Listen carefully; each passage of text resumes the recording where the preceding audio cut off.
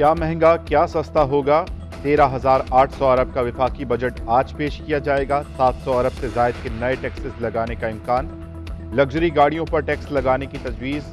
Imported make up کا سامان، آلات، پالتو جانوروں کے امپورٹڈ کھلونے، شیمپو، پانی پر ٹیکس بڑھانے کی سفارش۔ $100 سے زائد کے imported mobile phone, energy saver bulb, فانوس، LED لائٹ، سٹائل، سیرامکس مہنگا ہونے کا امکان۔ کسانوں کو براہ راست یوریا کھاد پر سبسڈی دی جائے گی۔ یوٹیلیٹی سٹورز پر آٹا، گھی اور چینی پر سبسڈی برقرار رہے گی۔ غیر استعمال شدہ رہائشی، کمرشل، انڈسٹری پلانٹ اور فارم ہاؤسز پر بھی ٹیکسز لگیں گے۔ وزیر اعظم کی زیر صدارت وفاقی کابینہ کا اجلاس آج ہوگا۔ بجٹ کی منظوری لی جائے گی۔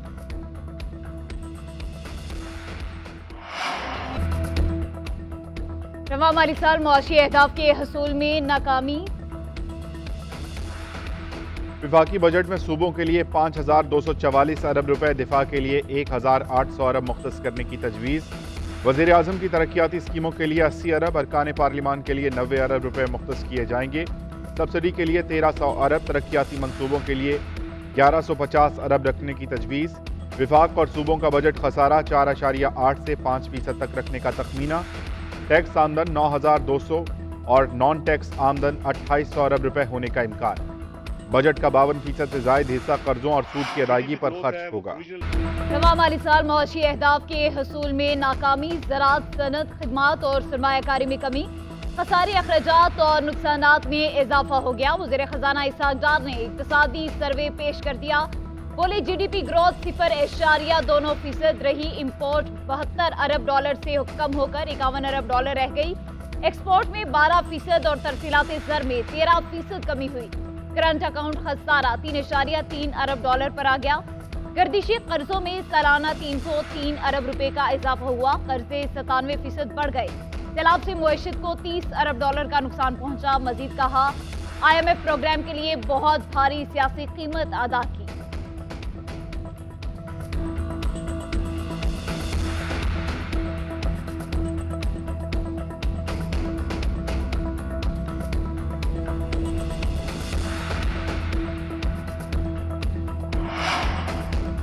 IMF نے موجودہ حالات میں پاکستان کا بجٹ اہم قرار دے دیا۔ پاکستان میں عالمی مالیاتی ادارے کی نمائندہ ایسٹر پیریس کا کہنا ہے کہ پاکستان کو بجٹ پاس کروانے سے پہلے IMF بورڈ کے آخری جائزے کا سامنا ہے۔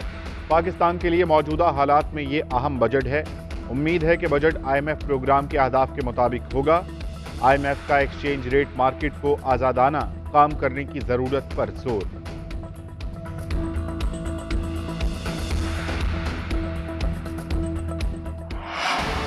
جہانگیر ترین کی نئی جماعت کی سیاسی میدان میں انٹری، استحکام پاکستان پارٹی کا اعلان کر دیا۔ جہانگیر ترین کا کہنا ہے ملک نازک دور سے گزر رہا ہے، سیاست میں آنے کا مقصد ملک کی ترقی میں اپنا حصہ ڈالنا ہے۔ سیاسی سفر میں بہت سے لوگوں سے بہت کچھ سیکھا، ہمارا اکٹھے ہونے کا مقصد ملک کو دلدل سے نکالنا ہے۔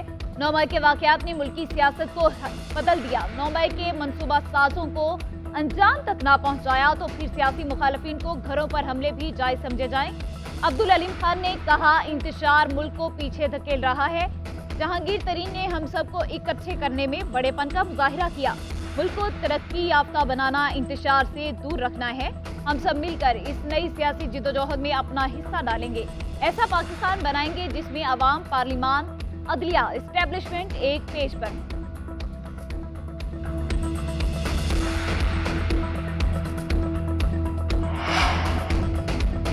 PTI چھوڑنے والے بڑے بڑے نام نئی پارٹی کا حصہ۔ علی زیدی، عمران اسماعیل، عامر کیانی، فردوسہ شیکاوان، محمود مولوی، جے پرکاش، مراد راز، فیاض چوہان، نعمان لنگڑیال، نوروز شکیر، رفاقت علی گیلانی اور تنویر الیاس سمیت کئی رہنما ترین کے ہو گئے۔ نیوز کانفرنس میں فواد چودھری بجھے نظر آئے، پچھلی نشستوں پر برا جمان رہے۔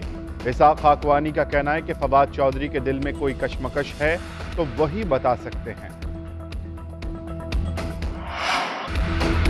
نون لیگ نے جہانگیر ترین سے انتخابی اتحاد کا اشارہ دے دیا۔ عطا اللہ تارڑ کہتے ہیں جہانگیر ترین سے اچھا ورکنگ ریلیشن ہے، کئی جگہوں پر مشترکہ امیدوار لانے کا امکان موجود۔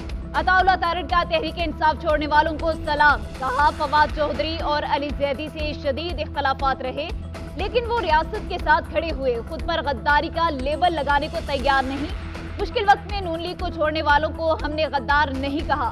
वक्त आने पर वो दोबारा जमात का हिस्सा बन गए। वज़ीर इत्तलात मरियम औरंगजेब का जहांगीर तरीन की नई पार्टी बनाने के ऐलान के बाद शायराना तबसरा।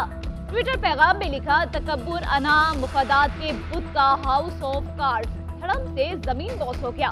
पीटीआई से रूह निकल गई, पार्टी बनाने वालों के चले जाने से बस अब बुत बाकी रह गया। LA-15 बाग का मार्का, पीटीआई अपनी ही छोड़ी हुई निशिस्त हार गई। पीपल्स पार्टी के ज़ियाउल कमर ने मैदान मार लिया। 25,755 वोट लेकर कामयाब। मुस्लिम लीग नून के मुश्ताक मिन्हास 20,485 वोट लेकर दूसरे नंबर पर। तहरीक इंसाफ के कर्नल रिटायर्ड राजा जमीर के 4,942 वोट। डिस्ट्रिक्ट कॉम्प्लेक्स के बाहर जियालों का जश्न, नारेबाजी और भंगड़े। मुस्लिम लीग नून ने धांधली का इल्जाम लगा दिया।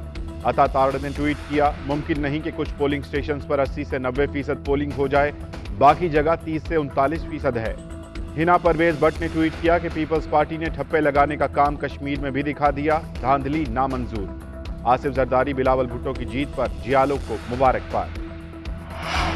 चेयरमैन पीटीआई के खिलाफ फौजी अदालत में मुकदमा चलाने के लिए अभी तक फौज ने नाम नहीं मांगा। वजीर कानून आसिम नसीर तारड़ ने वाज़ेह कर दिया, कहते हैं 9 मई के वाक़यात के 70 मुल्जिमान के खिलाफ फौजी अदालत में मुकदमा चलाने के लिए कहा गया। अब तक मांगे गए अफराद की फहरिस्त में चेयरमैन पीटीआई का नाम शामिल नहीं। एक सवाल के जवाब में आसिम नसीर तारड़ ने कहा, मुल्क में इमरजेंसी लगाकर इंतखाबात मुलतवी कराने का कोई प्लान नहीं।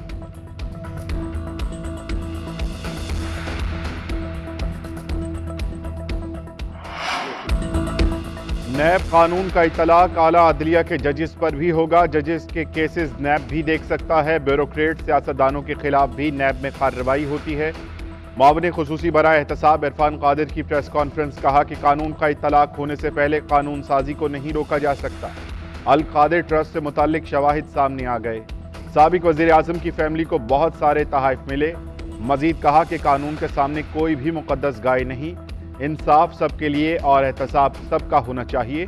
करप्शन के खात्मे तक तरक्की मुमकिन नहीं, जब तक एहतसाब नहीं होगा तरक्की नहीं हो सकती। करप्शन किसी भी मुआशरे के लिए काबिल कबूल नहीं होती। करप्शन के खात्मे के लिए आलमी इदारों के शाना बशाना काम कर रहे हैं। कोर कमांडर हाउस पर हमले की मनसूबाबंदी पहले से जमान पाक में की गई थी। पीटीआई क़यादत ने ये मनसूबा बनाया। जिना हाउस लाहौर हमले के एक और मरकजी शरपसंद का इंकशाफ। आशिर खान दुर्रानी पीटीआई इंसाफ यूथ विंग लाहौर का इंफॉर्मेशन सेक्रेटरी निकला। शरपसंद ने हैरानकुन इंकशाफात और एतराफात किए। कहा, प्लानिंग में डॉक्टर यास्मीन राशिद, मियां महमूद रशीद और शेख इम्तियाज शामिल थे। पहले से प्लानिंग की हुई थी जिसके तहत हमने हमला किया। ये हमला इस बयानी की अक्कासी था जो चेयरमैन पीटीआई ने फौज के खिलाफ हमारे जहनों में भरा था।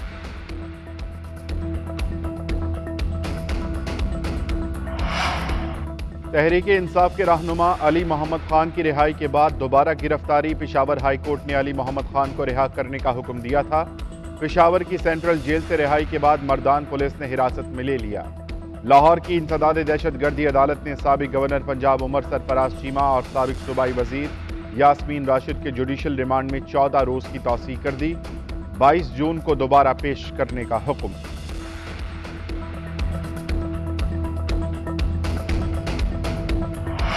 परवेज खटक अपना अलग ग्रुप बनाने के लिए सरगर्म। साबिक एमपीएज और दीगर सियासी साथियों ने राबते तेज कर दिए। नए ग्रुप की तश्कील के लिए परवेज खटक की 30 से 35 मेंबरान असम्बली के साथ मुशावरत।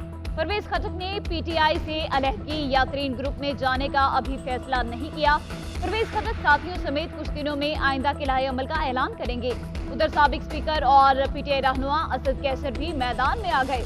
ट्वीट में लिखा, कानून से ऊपर कोई नहीं, हालात जैसे भी हों किसी को इस्तिस्ना नहीं। जमहूरियत में आइन और कानून पर कभी समझौता नहीं किया जाता।